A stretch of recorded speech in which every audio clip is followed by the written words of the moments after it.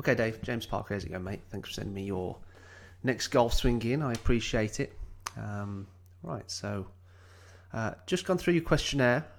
Made a note of what you're observing with regards to the shot patterns and things like that.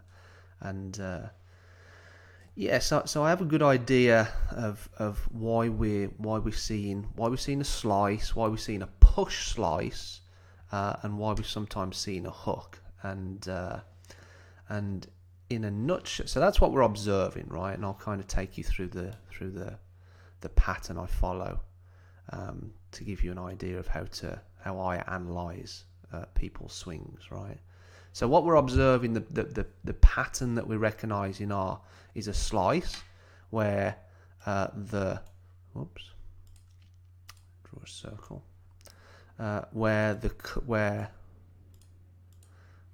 path is coming too much across the ball, right? So,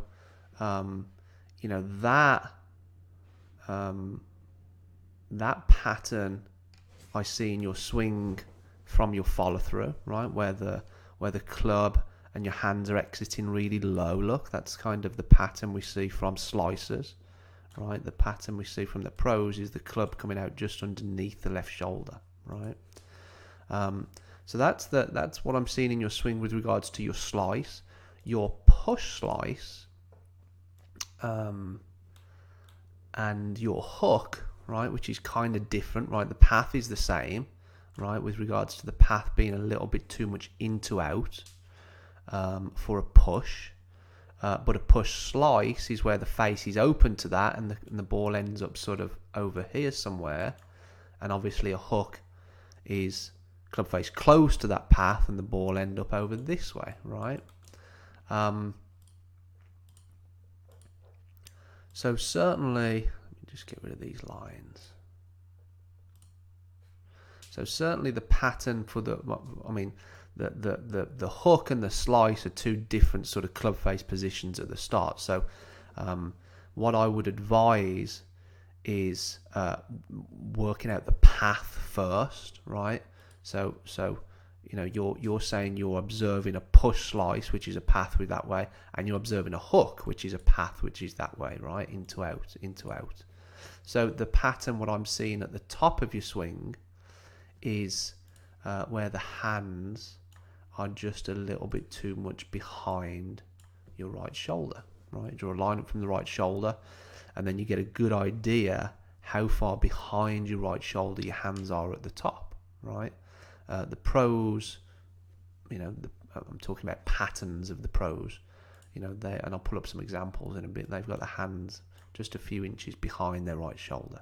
So that's the pattern I'm seeing. And then as you start to come down, look, your hands fall down even more instead of coming a little bit more sort of over the top because we're turning hard with the shoulders.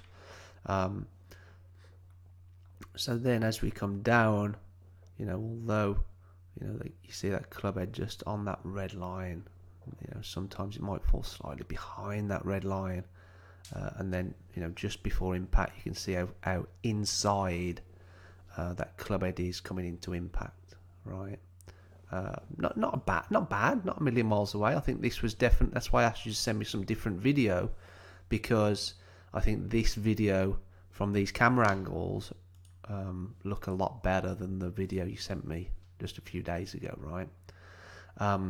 So that's the pattern I'm seeing. The pattern I'm seeing, to try and diagnose the shot patterns you're observing: a slice, a push slice, and a hook, which are two different paths, right? I'm seeing a pattern on your backswing where the path, because your hands are too deep, your hands are too far on the inside, a pattern which could produce a too inside path. But I'm also post-impact seeing a pattern which could produce, a very sort of open, even though you flipped your right hand over there, this kind of exit point with regards to your hands and the club is what we see from slicers who cut across it, right? So in a nutshell, mate, your backswing is set up for a draw. Your follow through is set up for a a slice, right? And you're observing both slices and hooks, right? So that kind of makes sense. So I would advise we concentrate on the draw, on the hook, right? And just produce less of a hook to produce a draw, right? So the way I would want to approach that and decide what changes need to take place to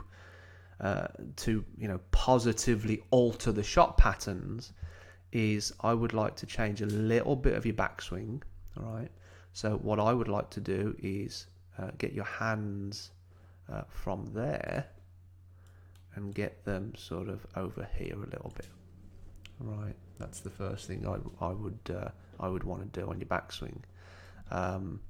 What I would also want to do is move your ball position a little bit more forward, right? So I would want your ball position around, let's say there. So you move your ball position further forward, closer to your left foot, right? So we're coming up with different strategies to change your backswing so that you don't attack the ball so much from the inside. We want to hit it from the inside, but just less from the inside, right? So let's move your ball position forward. And then with regards to your sways, you can see how you get to the top and, you've moved your hips closer to the target nicely. And then as you start to move down, your hips move even more towards the target, which is what we want. That produces the right tilt, right? But with the ball position so far back in your stance there, right, which just produces too much forward shaft lean, right? Again, a pattern which is going to produce too much of a path from the inside. We just want to reduce that a little bit, right? So rather than say, don't move your hips so much towards the target. If we move your ball position further forward, closer to your left foot, you wouldn't have to change anything with regards to how much your hips are swaying going back, right? So they're the two changes I would want to make. With regards to, before we give you some examples, let's talk about how we're gonna implement those changes, right? So you can see at the top here, I'll draw a line for this. You can see how if I draw a line from your shoulder to your elbow, right, and then we divide it into thirds, right, I would say it's only really your lower third, the bottom third there, which isn't attached to your torso, right? So think about it like this. I want your right arm attached to your torso. That's very important. But I want less of your right arm attached to your torso, right? So we want less arm connection. So instead of just your lower third, right, this third, not attached, I want 2/3 not attached, right? So all that green sort of colour there, I don't want attached to your torso. Right, that's the best way to think about it. And with regards to examples, let's give you an example. Get a model up. Just bear with me a second. We pull up someone like Rocky would be a good example. Whoops.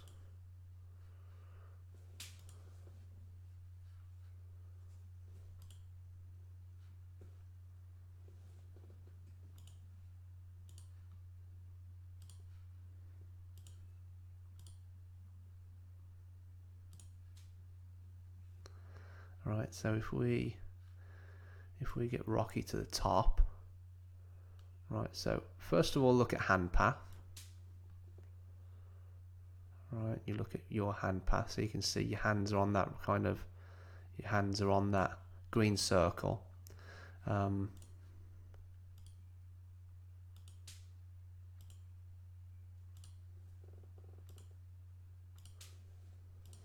Get rid of these green lines. Just bear with me a second, so we can view it a bit easier.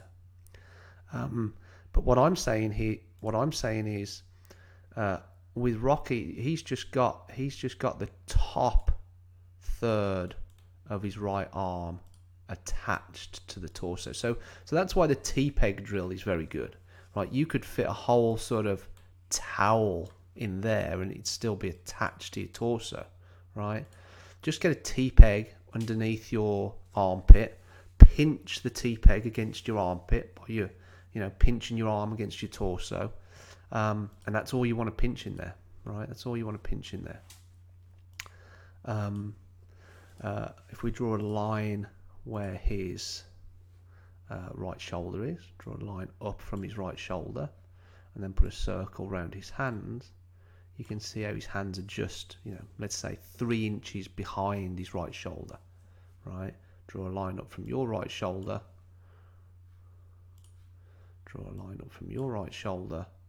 and you can see how your hands are very much behind, right?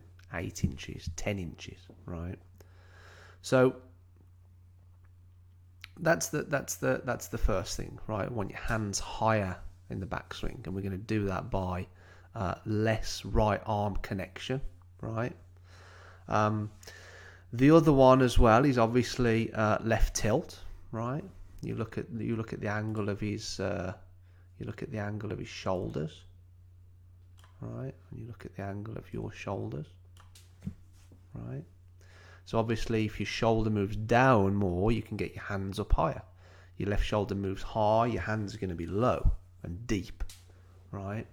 So these are all little strategies to try and think about and then record on camera, just to see if you're making any kind of a difference. Don't forget, we want to get you set up in a position at the top to come down and hit the ball from the inside, but just less from the inside, right? That's the best way of thinking about it. So that's just moving your left shoulder down more. So what's gonna help us move our left shoulder down more is being in a position to be able to do it in your setup, right? So the things I'm seeing in your setup is, spine angle is a little bit too upright, isn't it?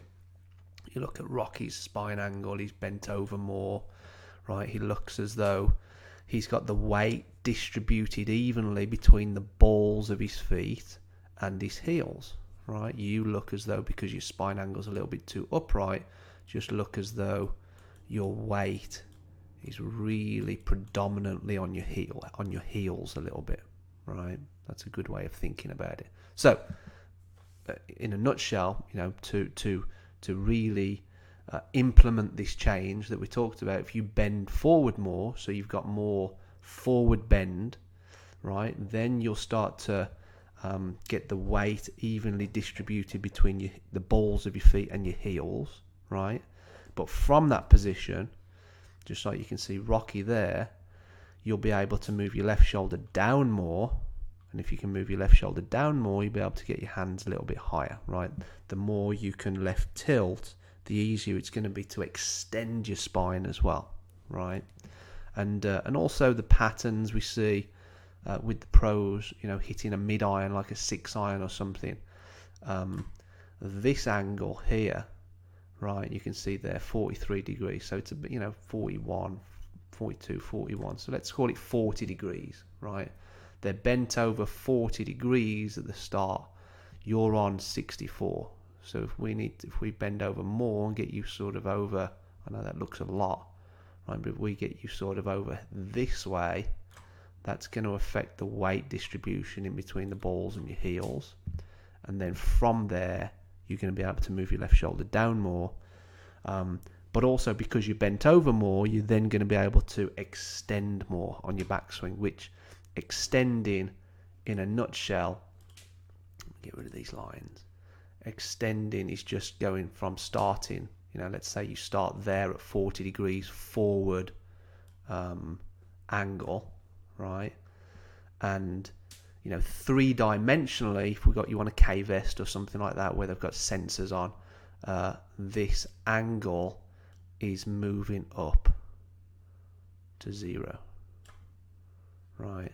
So standing straight up is 0, bending forward that way, right? So if you bent forward more, then you can extend more on the backswing, right? Which again is going to get your hands higher. We want your hands higher on the backswing, right? So then after that, we are going to be working on the follow through, right? So at present, you can see how your hands and the club head come very much on the inside, right? They're coming out closer to your belt line rather than your left shoulder, right? We compare that to a pro. And although his hands are moving left, right, which is what yours do, right, from P6, as you come down to P6, that's the furthest outward your hands should be moving, right, from P6 there.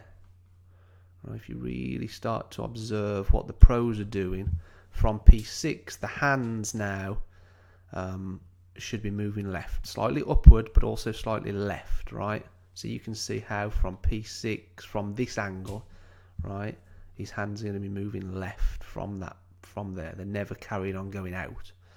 So outward down to P6 and then moving left. So yours are moving left, definitely.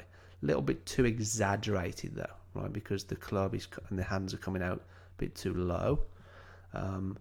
Whereas his club and hands are coming out just underneath his right shoulder, right? There's his hands coming out there just underneath his left shoulder, kind of through the middle of his left bicep, right? So what do we notice that's different there if we stop? If we get him, we put a little line where his forehead would be resting on, right? So what are the things that we notice in that position compared to your position? Well, you've definitely moved your head off the line, right? You've definitely moved your head off the line, which then affects your right tilt. Don't forget, going back, right, on your backswing, we can detect left tilt by how much your left shoulder's moving down, right? We know that Rocky's moving his left shoulder down more because he's bent over more. He's able to do it. Right, so you look at that angle in his shoulders compared to your angle, right? So he's tilting left more on the backswing, but he's also tilting right more on the follow through. Excuse me. Right, so if we look if we stop him just when we can start to see his hands come out just underneath his left shoulder, you can see how much lower his right shoulder is there, right? So if we stop him there and then we stop you there, well, there's your shoulder line, so you can see considerably different, right? So we're struggling with the right tilt, right? So we want more left tilt going back and more right tilt coming through, and we're just going to be doing that by having our left shoulder down more on the backswing and having our right shoulder down more on the follow through, right? And that feeling will help you keep your head on the line, right? To keep your inclination to the ground, right? You coming up and off the line with your forehead produces the right shoulder. There's not enough right tilt. And that's what's causing, that's contributing to your hands and the club head, your hands and the shaft coming out too low. The next thing would be, get you from this angle, get rid of the lines, put the lines back outside your hips, one outside your left ear. The next thing would be we want more back bend and extension, right? And that as well is gonna help get your hands coming out more up here, right? So if we stop you,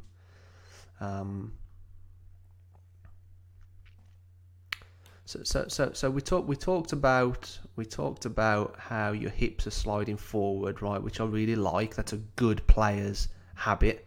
You're doing it a little bit too excessively, right? Maybe because you've just been thinking about doing that for years and years, right?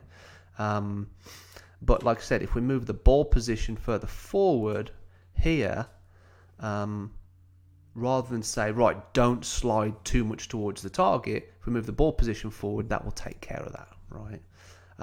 But what we're also seeing post-impact here is how your head has started to move past that green line, right?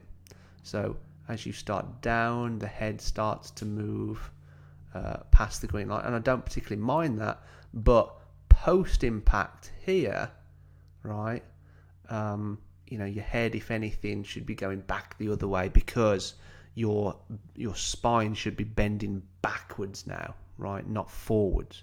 Your spine should be bending backwards. And a good example of that would be a video that I've got of Jordan Spieth. Let me show you this. Right, so we put a line there where his left ear is. Right, put some lines outside his hips.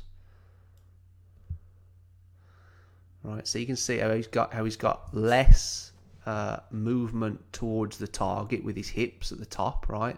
But also notice how high his hands are. Now, yes, he's hitting a driver, right? But notice how high his hands are compared to yours there, right? If you bend over more, move your left shoulder down more, you'll be able to get your hands a bit higher at the top, right? And then as he comes down, he slides his hips towards the target, right? Slides his hips towards the target and moves his head towards the target. But he's also very aware of where he should be at impact and post-impact, right? He knows that you not only want right tilt, but you also want to bend backwards in your spine. It's as simple as, the bending backwards is as simple as thinking about how a high jumper jumps over the pole, right? He has to bend his spine backwards to get over the pole, right? Well, you want to be feeling that through impact and even more post impact, right? So you can see, this is a good sort of angle, but you can see how, what I'm trying to get at is, yes, he's moved his head past the green line to start the downswing, right, to move laterally to get his sways going towards the target, but he also knows that impact and post-impact, he wants that right tilt and he wants that back bend, right? He wants to bend backwards, right? So he's there at P8, right? If we stop him there when his right arm's parallel with the ground, and we stop you there when your right arm's parallel with the ground. So the big thing we notice is, I'll do this in red, where your head is and where his head is stayed behind the green line, and then that obviously is going to affect how much back bend we have as well compared to your back bend, right? So these are just little things as well which are going to affect the hand path. The hands are going to be able to come up and higher more. Obviously, if the spine is too straight here and you haven't got enough back bend, like we see the pros, then the hands are just going to come round too low, right? If you've got back bend, that's going to produce the hands which come up higher, right? And then they're going to come, as long as you're moving round on the circle, they're going to come out just underneath your left shoulder. So in a nutshell, mate, to surmise what we really want to do, kind of went deep there because I wanted to cover a few different points for you, just to give you an idea if you wanted to carry on working together, the things that we'd be working on in the weeks and the months ahead. To start off, we need your hands higher on the backswing, and we need your hands higher on the follow through. And I would just, keep watching this video, keep thinking about how to do it with regards to your tilts and the hand path and things like that. But in a nutshell, for something really simple to think about when you go and play golf, hands higher at the top and hands higher when you're exiting, when you're finishing. Right, that's the easiest way to think about it. But if you have any questions, mate, just by all means shoot me an email, shoot me a text, and I'll get back to you when I can. Cheers, Dave.